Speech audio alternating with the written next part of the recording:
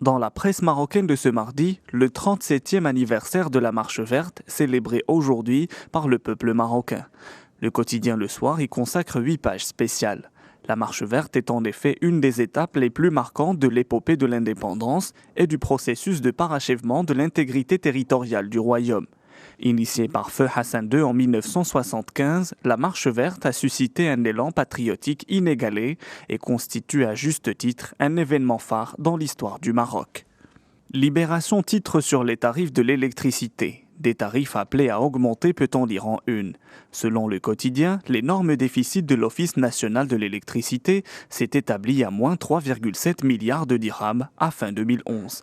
Un déficit qui fera au moins une victime, le consommateur, écrit Libération. Une situation due au recul du résultat d'exploitation et des fonds propres, ainsi que l'augmentation des charges financières.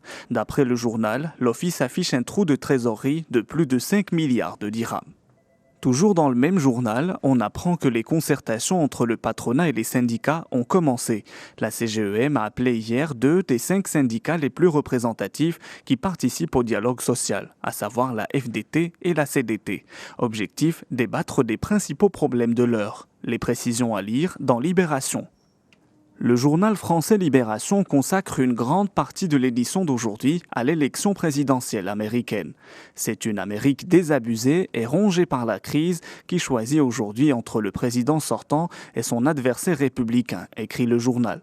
Barack Obama et Mitt Romney sont donnés au coude à coude par les derniers sondages. Le président candidat jette toutes ses forces dans la bataille d'Ohio. Les électeurs de cet État auraient un poids décisif dans l'élection du prochain président. On termine avec le quotidien Le Monde qui titre sur la compétitivité en France. Après une longue bataille d'influence au plus haut niveau, Louis Gallois a remis son rapport hier. Un rapport qui dérange, écrit Le Monde. Louis Gallois préconise 30 milliards de dollars de baisse de charges et une vingtaine de mesures hors coût. Les détails à lire dans Le Monde de ce mardi.